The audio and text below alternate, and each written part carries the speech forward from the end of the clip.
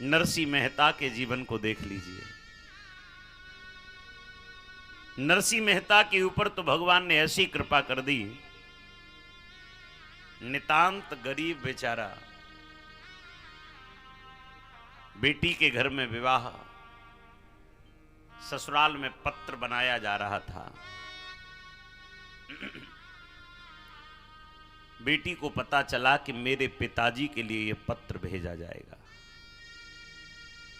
मैंने कल भी आपको बताया था, बेटी के हृदय में जो पिता के लिए दर्द होता है वो शायद बेटे के हृदय में न हो।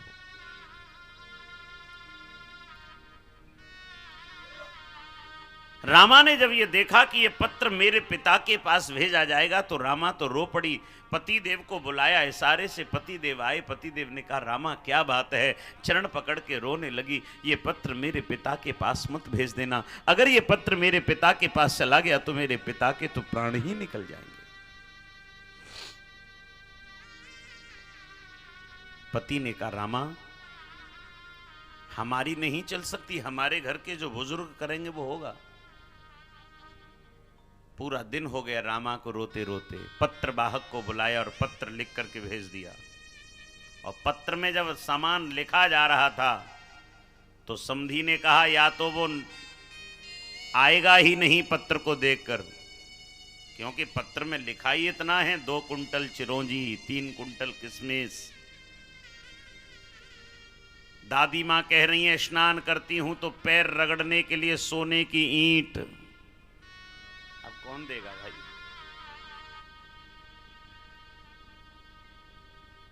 लेकिन पत्र को लेकर के पत्रवाहक जब गया, नगर में पूछा, भैया यहां नरसी सेठ कोई रहते हैं क्या? अब नरसी सेठ कोई हो तो बताए। लोगों ने कहा, भैया क्षमा करना, हमारे नगर में तो नरसी सेठ कोई है नहीं। पूरा दिन हो गया पत्रवाहक को पत्र लिए घूमते हुए, लेकिन कोई नरसी नाम का सेठ नहीं नजर आया। बोले, हमारे नगर में कोई नरसी नाम का सेठ नहीं है। एक महात्मा मिले, उन्होंने कहा, भैया सवेरे से भटक रहे हो, कौन हो तुम? बोले, मैं नरसी सेठ का पत्रवाहक पत्र लेकर के आया हूं। पत्र नरसी सेठ? लेकिन नरसी सेठ हमारे नगर में कहां है? हाँ, एक नरसी भक्त जरूर है, अगर तुम कहो तो वहां भेज दें। सेवक ने सोचा, हो सकता है उन्हीं को नरसी सेठ कहते हो। हाँ हाँ भेजो आप। लेकर के गए और बोले, ये सामने जो झोपड़ी पड़ी है ना अच्छी तरह, जिस पर छान भी नहीं है, वो नरसी भक्त की है। उन्होंने कहा ठीक है। वो गए महाराज और उन्होंने जाकर के आवाज लगाई, कहा, भैया नरसी सेठ। नरसी ने कहा, ये सेठ जी कहने वाला कौन आ गया? ये नरसी सेठ कहने वाला कौन आ गया मुझसे? इन्होंने कहा, तो बंधुओं, नरसी निकल के आए। नरसी ने कहा, भैया कौन है आप? बोले, मैं आपकी बेटी के घर से आया हूं। और जैसी बेटी का नाम लिया, बोले, रामा के घर से? बोले, हाँ। 20 वर्ष हो गई थी बंधुओं, 20 वर्ष के बाद किसी ने रामा का नाम लिया था। इतनी गरीबी थी नरसी भक्त के ऊपर कि बेटी का जिस दिन से विवाह कर दिया, ससुराल वालों ने बेटी को लौट कर नहीं आने दिया। बदनामी होगी हमारी, उसके घर जाएगी तो हमारे घर की बहू हो, यहीं रहना पड़ेगा, खबरदार जो पीहर में पैर रखा। बेटी का विवाह जिस समय किया जाए उस समय यह जरूर देख लीजिएगा कि हम दोनों के बीच की दूरी कितनी है। 20 वर्ष के बाद जब रामा बेटी का नाम किसी ने अपने मुख पर लिया, नरसी ने दौड़ करके उसको अंग में भर लिया। आओ आओ भैया आओ। अरे सेठ जी मैं पत्रवाहक हूं, मुझसे दूर रहिएगा। अरे भैया तू आ, तूने मेरी बेटी का नाम लिया है। गरीब के पास धन दौलत जरूर नहीं होती बंधुओं, लेकिन प्रेम स्नेह बहुत होता है। लौट लेकर के आए, हाथ पकड़ के अपनी कुटिया में टाट बिछाया और उस पर बिठाया, बैठो। अब नरसी सोचने लगे इसको क्या खिलाऊं। बोले पहले ही आप पत्र पकड़िए। अरे पत्र मुझे क्यों देते हो? लेकर के पत्र सावलिया सरकार का चित्रपट लगा था, उनके सामने रख दिया। बोले ये भात भरने वाला तो मेरा सावलिया सरकार है, मैं कौन होता हूं भात भरने वाला? रख दिया। और जैसे रखा है, आज भैया बैठो, मैं तुम्हारे लिए भोजन का प्रबंध करता हूं। दौड़े दौड़े गए, खेत में से बथुआ तोड़ा कच्चा, चूल्हा जलाया, उस पर उबालने लगे, नमक डाल दिया। लेकिन बंधुओं, जो ईश्वर के भरोसे रहता है उसको ईश्वर कभी निराश नहीं करते। आज मेरे सावलिया सरकार ने ऐसी कृपा कर दी, सेवक का वेश बनाया और सेवक का वेश बना करके सावलिया सरकार 56 प्रकार का व्यंजन लेकर आए। पगड़ी बंधी हुई है शीश पर, सोने के पात्र में छोटी छोटी कटोरियों में 56 प्रकार के व्यंजन भरे हैं। और आकर जगाया, ए भैया पत्रवाहक उठो। सो गया बेचारा थकान का मारा, उठो। पत्रवाहक ने कहा, भैया तुम कौन हो? मैं नरसी सेठ जी का चाकर हूं। धन्य है मेरे ठाकुर जी, कब किसके सेवक बन जाते हो आप, कितने बड़े कृपालु हो आप। मैं नरसी भक्त का सेवक हूं, दास हूं। क्यों आए हो? बोले आपको भोजन कराने के लिए मुझे भेजा है। सेवक ने कहा, हां, कह कर तो गए थे कि भोजन का प्रबंध कर दो। जैसे महाराज ऊपर से वस्त्र हटाया, अरे राम राम, चमचमाती हुई स्वर्णमयी थाली में और 56 प्रकार के पदार्थ रखे हैं। अब तो क्या था, बैठ गए करने के लिए। भगवान बोले, भैया मैं जाऊं या खड़ा रहूं? बोले नहीं नहीं, ये बर्तन तो ले जाओगे। भगवान बोले, ये बर्तन नहीं, बर्तन अब हमें नहीं चाहिए। बोले क्यों? बोले हमारे सेठ जी के यहां जो कोई आता है वो जिन पात्रों में भोजन कराते हैं वो उसी को दे देते हैं। नाई सेवक ने कहा, बन गई बात आज तो। इतनी जगह बुलावा देने गया, पत्र देने गया, आज तक किसी ने इतनी दक्षिणा नहीं दी जितनी नरसी सेठ ने दी है। और देखो कैसी टूटी सी झोपड़ी में रहते हैं। खा पी करके बर्तनों को साफ करके पोटली में बांध के सिर के सरा नीचे रखा और सो गया। बड़ी देर में नरसी भगत उबला हुआ बथुआ लेकर आए, नमक डाल के, और आके कहा, अरे भैया ए पत्रवाहक, पैर पकड़ के हिला रहे हैं। सोते हुए व्यक्ति को कभी सर के पास से मत जगाइए, पैर के पास से जगाइए। ए भैया उठो। उठ गए। हाँ हाँ हाँ हाँ हाँ सेठ जी। अरे भैया ये सेठ जी कह के गाली मत दो मुझे। भैया देखो और तो मेरे पास कुछ नहीं है, एक टूटी सी हांडी में उबला हुआ बथुआ रखा है, धुआं निकल रहा है, ये थोड़ा सा ठंडा कर देता हूँ, ये आप खा लेना। और क्षमा करना, मेरी बेटी को मत बताना कि मैंने तुम्हें ये खिलाया है। मेरी बेटी जब ये सुनेगी कि मेरे पिता की ये दशा है तो रो रो के बावली हो जाएगी। मत कहना मेरी बेटी से। पत्रवाहक ने कहा, सरकार अभी तो आपके सेवक ने मुझे भोजन कराया है और अब आप कहते हो कि ये बथुआ खा लो। मेरे सेवक ने? नरसी सेठ कहते, भैया दुनिया में मेरा सेवक कोई नहीं है, मैं दुनिया भर के लोगों का सेवक हूं। उन्होंने तुरंत अपनी पोटली खोली और पोटली खोल करके वो बर्तन निकाल कर दिखाए। बोले देखो देखो, ये तुमने नहीं भेजा था क्या इनको?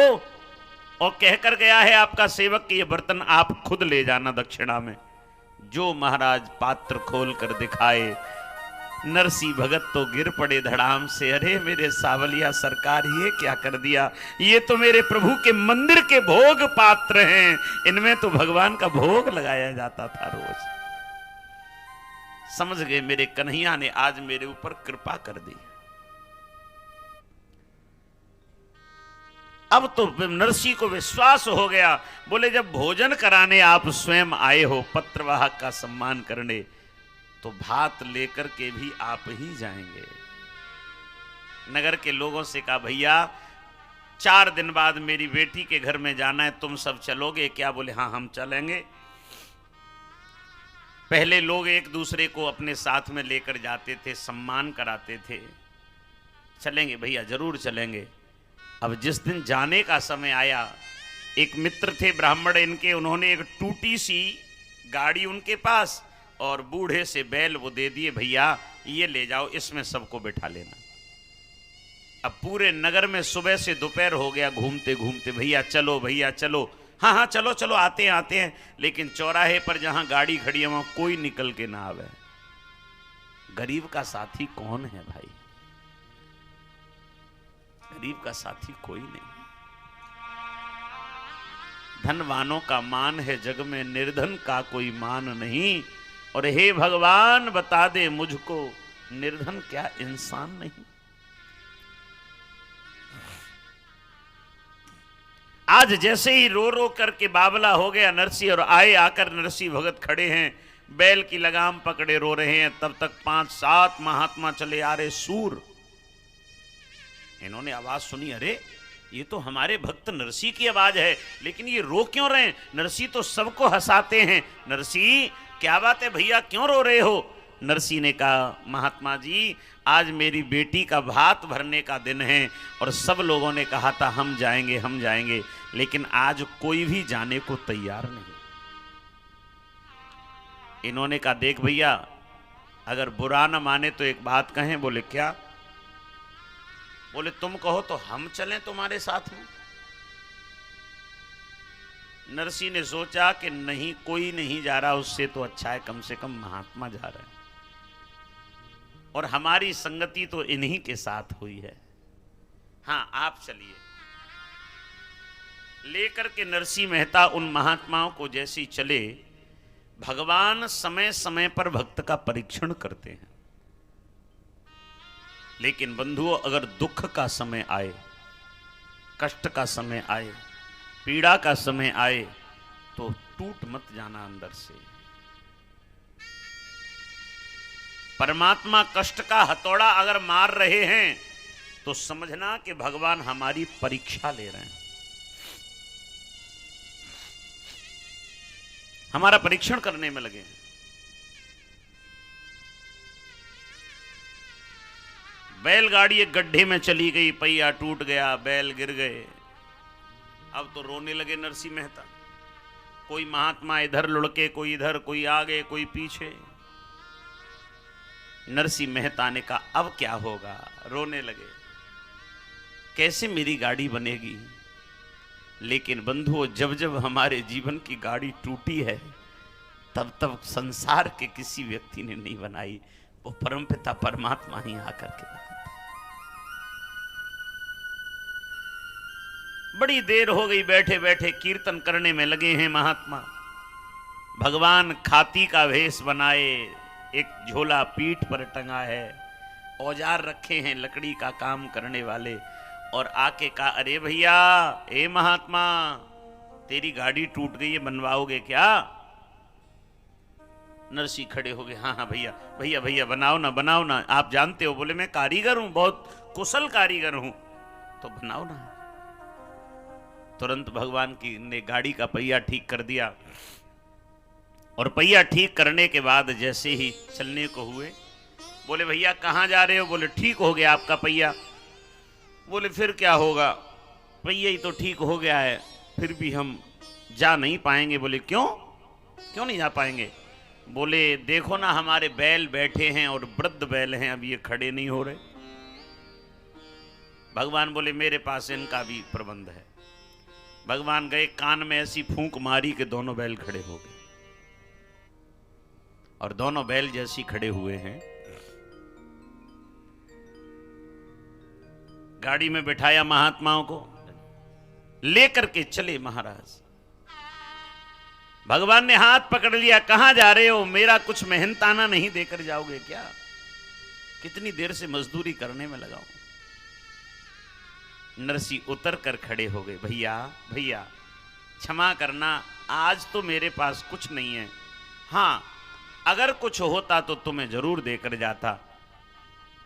भगवान बोले, क्यों भैया, अभी तो तुम सब चर्चा कर रहे थे कि बेटी का बेटी के घर में जाना है भात भरने। तो बोले कोई गलत कह गया होगा महात्मा आपसे, भात भरने नहीं, मैं तो देखने जा रहा हूं कि मेरा सावलिया सरकार कैसे मेरी बेटी का भात भरने आएगा।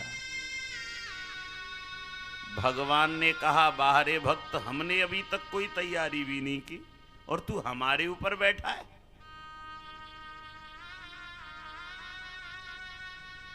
तू हमारे ऊपर बैठा। मन में सोचा, भगवान बोले, अच्छा तो आप नहीं भरेंगे, सावलिया सरकार? बोले वो ही आ रहा है पीछे से, मैं तो केवल देखने के लिए जा रहा हूं। बंधु, हमारे अंदर कहां क्षमता है कि हम कुछ भी कर सकें?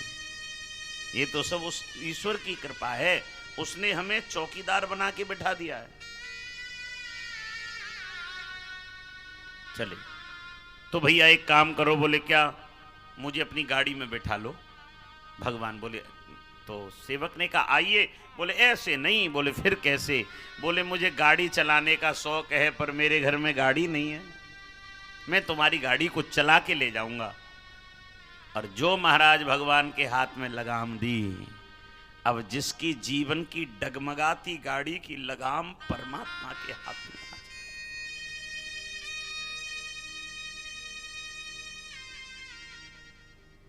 जिसके जीवन की गाड़ी डगमगा रही हो मार्ग पर, और उस गाड़ी की लगाम अगर कृष्ण संभाले, लेकर के गाड़ी को चल दिए। और जैसी गाड़ी को लेकर के चले हैं, गुनगुनाते जा रहे हैं, हरि कीर्तन करते जा रहे हैं। संत महात्मा थोड़ी दूर चलकर कृष्ण ने कहा, भैया मेरा नगर आ गया, ये पकड़ो तुम अपनी गाड़ी की लगाम और मैं जाता हूं। भगवान उतरे और भगवान दौड़ने लगे। बोले अभी तो बहुत कुछ इकट्ठा करना पड़ेगा, बहुत बड़ी लिस्ट थमा दी थी इसने तो मेरे सामने रखी थी। नरसिंह मेहता गए तो समधी साहब ने कहा, जरा जाकर देखो कैसे आया है। किसी ने जाके कहा 7-8 5-7 महात्मा बैठे हैं, सूर, टूटी सी गाड़ी है, बूढ़े से बैल हैं, तन पर वस्त्र नहीं है किसी के। बोले गांव के बाहर जो गौशाला है उसी में रोक दो सबको, अंदर ना आ जाए कोई भी। गौशाला का द्वार खुलवाया, उसी में कर दिया। गोबर पड़ा चारों तरफ। महात्मा जी ने कहा कि ऐसा लग रहा है नरसिंह कि यहां गोबर पड़ा है।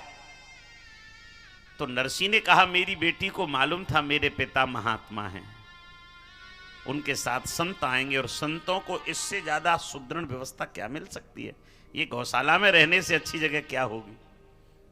सभी ने मिलकर गोबर को इकट्ठा किया, एक तरफ झाड़ू लगाया, बैठे। शाम हो गई। उस नाई सेवक को पता चल गया कि नरसिंह जी आ गए। वो फूल माला लेकर दौड़ता हुआ जा रहा है।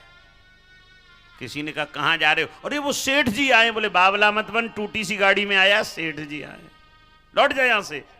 नाई सेवक ने कहा जाके देखूं, तो देखा तो वास्तविकता में बूढ़े से बैल, टूटी सी गाड़ी, 5-7 महात्मा साथ में। नाई सेवक बोला मेरी समझ में नहीं आ रहा है भाई, इतना बड़ा दान देने वाला मुझे आज तक कोई नहीं मिला, और ये इसकी स्थिति खुद की क्या है?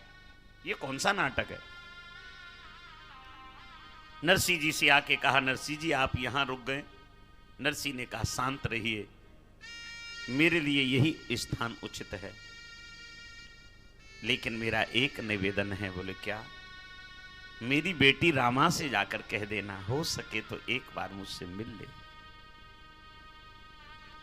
एक पिता के मन का भाव।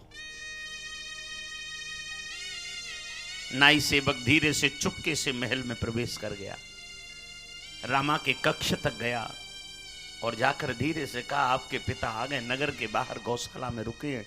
इतना कह के भाग लिया, किसी की नजर न पड़ जाए। अब तो रामा बिलबिलाने लगी, कौन सा समय हो कि मैं अपने जाकर पिता से मिलूं। लेकिन इतने बड़े राजघराने की बहू, अनुमति तो है नहीं घर से निकलने की। धीरे धीरे सूर्य अस्त हुए, अंधकार हुआ। अंधकार होते ही इन्होंने क्या किया प्रिय सज्जनों, अपने राजसी जो वस्त्र थे वो उतार दिए और एक साधारण सी साड़ी पहनकर, एक साधारण नारी का भेष बनाकर, बाल बिखेरे और चुपके से महल से निकल गई। दौड़ी जा रही है, अब मन ही मन में उल्लास हो रहा है, मेरे पिता से मेरी भेंट होगी। गौशाला देखी नहीं थी, पूछते पाछते गौशाला पहुंची, आवाज लगाई, पिताजी। पिताजी महात्माओं के साथ बैठकर भजन करने में लगे थे। जैसी देखा कि सुनाई दिया कि पिताजी, नरसी को लगा मेरी बेटी रामा आ गई। नरसी ने कहा, बेटा रामा, और निकल के दौड़कर जैसी आए तो देखा सामने खड़ी है, बड़ी साधारण सी साड़ी पहनी है। नरसी के नेत्र भर आए, बेटी बेटी इस हाल में रहती हो तुम अपनी ससुराल में? दौड़कर आई और हृदय से लग गई। 20 वर्ष के बाद जिस पिता से बेटी का मिलन हुआ हो, क्या दशा होगी उस पिता के हृदय की। नहीं पिताजी, मैं आपसे मिलने आई हूं, इसलिए इन वस्त्रों को पहन के आई हूं। राजसी वस्त्र में होती तो कोई पहचान जाता। रो पड़ी, पीछे मुड़कर देखा, बोले भैया नहीं आया ना, पीछे आ रहा है, सामान लेकर आ रहा है। एक ही भाई था, वो भी कब गुजर गया इसको नहीं पता चला। मां गुजर गई, किसी ने खबर तक नहीं करी, ससुराल वाले जाने ही नहीं देते थे। तो बोले मैया कैसी है पिताजी? बोले तेरी मां तो बड़ी प्रसन्न है बेटा, खुश है। अच्छा मैं चलती हूं और अब आपसे कल ही भेंट होगी। इतना कहकर रामा चली गई। अब नरसी रात भर, सब महात्मा सो गए, रात भर बैठ करके नरसी ये प्रार्थना करने लगे, सावरिया सरकार, एक बार, सिर्फ एक बार कृपा कर देना। अगर आज आप नहीं आए तो नरसी के तो प्राण निकलेंगे सो निकलेंगे, नरकिसी के साथ साथ उसकी बेटी रामा भी मर जाएगी। क्योंकि लोग पिता की बदनामी करेंगे तो मुझे नहीं लगता कि रामा से सहन हो पाएगा। बात भरने का समय आया, सब लोग आकर बैठ गए। नगर के लोग इसीलिए आए देखने, बोले देखेंगे आज होगा क्या। नाई सेवक तो कहता है वो बहुत बड़ा धनवान है, और हमारे सेठ जी कह रहे हैं कि वो बिल्कुल भिखमंगा है। समय आया, अलग से उनके बैठने का प्रबंध किया गया, टाट बोरी बिछाकर, दूर समाज से। रामा 16 श्रृंगार करने में लगी हैं कक्ष में। एक नारी ने जाके कहा, बेटी क्या कर रही हो? बोले आज 20 वर्ष के बाद मेरा भाई मुझे मिलेगा, मैं अपने भाई के सामने सुंदर स्वरूप लेकर जाऊंगी, मेरे भाई को लगेगा मेरी बहन कैसे इस परिवार में है। तो वो नारी ने धीरे से कहा, बेटा मुझे नहीं लगता कि शायद कोई आया है, लेकिन तेरे पिता जिस स्थिति में आए हैं वो स्थिति ठीक नहीं लग रही। तब तक दूसरी नारी ने आके कहा, बड़ी आई 16 श्रृंगार करने वाली, बाप नंगा अकेला चला आया है और वो श्रृंगार करने में लगी है, जैसे इसको बड़ी अच्छी सुंदर मड़ियों की चुंदरी लेकर आया हो। उलाहना मारने लगी नारियां। लेकिन जब रामा निकल के आई तो रामा की सीधी दृष्टि पिता के ऊपर पड़ी और पिता से इशारे में पूछ लिया, भैया कहाँ हैं? बंधुओं, आज पहली बार नरसी के नेत्र नीचे हो गए, नजरें झुक गई नरसी मेहता की। अब क्या कहूंगा बेटी से, बार बार द्वार की ओर नजर है नरसी की, शायद मेरे कन्हैया आ जाएं, शायद मेरे सावरिया सरकार आ जाए। जैसे ही पिता की नजरें झुकी, बेटी को पता लगा कि अगर ऐसा मालूम होता कि भैया नहीं आएगा तो चाहे रात्रि में मुझे अपने महल में से लेकर कुछ रखना पड़ता, लेकिन मैं पिता की इज्जत रख देती। रामा के नेत्र भर आए, पिता की नजरें नीचे को हो गई। नगर के लोग हंसने लगे, लो लो लो, ये आ गई बात पहनने के लिए, और ये नहीं मालूम कि पिता एक धागा भी लेकर नहीं आया, और भैया भैया तो इसका मुंह दिखाने नहीं आया है। बंधुओं, समय पर किसी बहन का भाई आ जाए, वो कुछ न लेकर आए, एक रुमाल लेकर के आता है ना, तो उस बहन को ये लगता है मुझे सर्वस्व प्राप्त हो।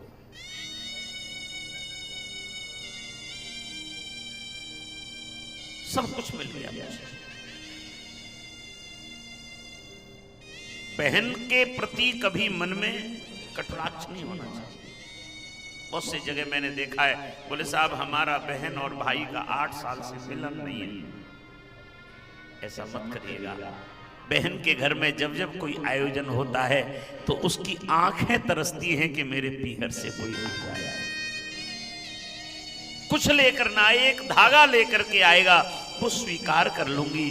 आज रामा तो रो पड़ी, मुझे नहीं लगता कि अब मेरा भाई आएगा। नरसिंह मेहता के पास जाकर खड़ी हो गई और पिताजी को उठा लिया, बाजू पकड़ के खड़ा किया। पिताजी कहां है भैया? नरसिंह रो पड़े, और जो नरसिंह के नेत्रों से अश्रु बहे, इतने में क्या देखा कि द्वार पर शोर होने लगा, आ गया आ गया आ गया आ गया। किसी ने कहा कौन आ गया? तो सेवक द्वारपाल दौड़ा दौड़ा आया, बोले महाराज एक सुंदर सा राजकुमार चला आ रहा है आगे के रथ पर, और पीछे सैकड़ों रथ भरा सोना चांदी हीरे जवाहरात सामग्रियां चली आ रही हैं। लोगों ने जाकर देखा, चमचमाता हुआ रथ भगवान द्वारकाधीश का, और मेरे कन्हैया सावलिया सरकार चले आ रहे हैं, सुंदर मड़ियों से जड़े हुए हैं। आज भगवान जैसे द्वार पर आए, नरसिंह की दृष्टि पड़ी तो नरसिंह से इशारा कर दिया, ना मत कहना रामा से कि तेरा भाई नहीं आया। आज रामा का भाई ये खड़ा है, ये खड़ा है रामा का भाई। जो कहा रामा ने झकझोर के, भैया क्यों नहीं आया? नरसिंह बोले बेटी तू बावली हो गई है, रोते जा रहे हैं और हंसने का प्रयास दिखा रहे कर रहे हैं। अरे तू बावली है, देखिए द्वार पर कौन खड़ा है। रामा ने जैसे ही मुड़ करके देखा तो रामा कहती है ये मेरा भैया है। अरे बेटी 20 वर्ष हो गई तुझे बिना देखे भाई को, अब स्वरूप तो बदल ही जाता है। कन्हैया दौड़ कर आए, इधर से रामा दौड़ कर गई और रामा को हृदय से लगा लिया मेरे गोपाल ने। रामा को हृदय से लगा लिया।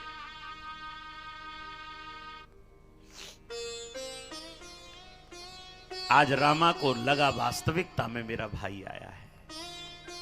हाथ पकड़ के चौक पर खड़ा कर दिया, सुंदर मड़ी से जड़ी हुई चुनरी निकाली, चकाचौंध हो गए पूरे नगरवासी। इतनी कीमती चुनरी तो हमने आज तक नहीं देखी, और उसे भी भगवान लेकर के रामा के चरणों में रखना चाहते। बहन मेरे पास तो यही बस है।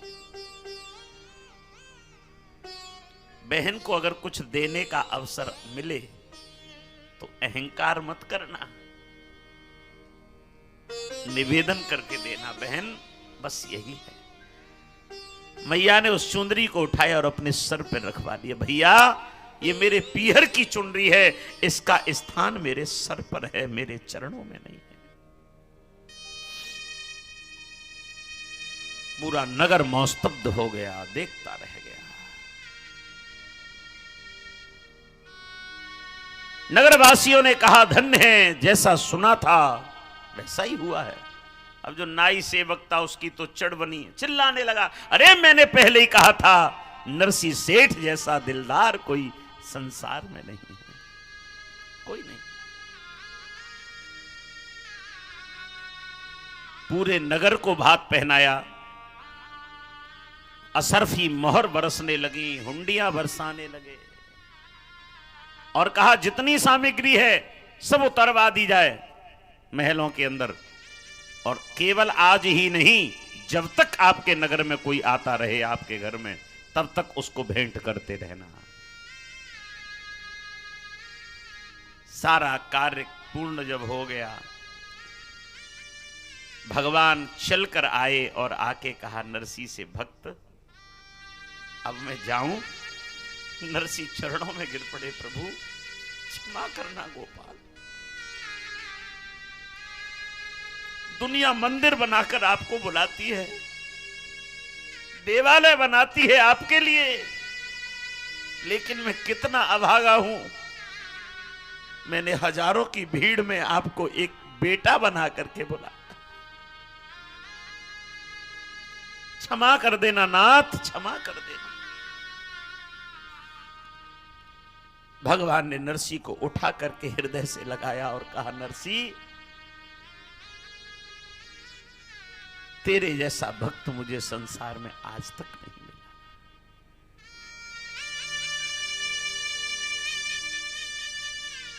तेरे जैसा भक्त नहीं देखा रे बाबरे, तेरा सब कुछ चला गया लेकिन तूने मुझे नहीं छोड़ा।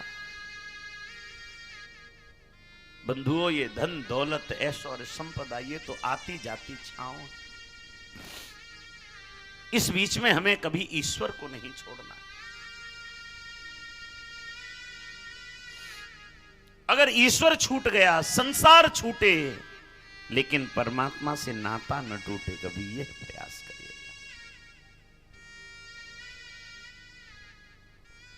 क्यों?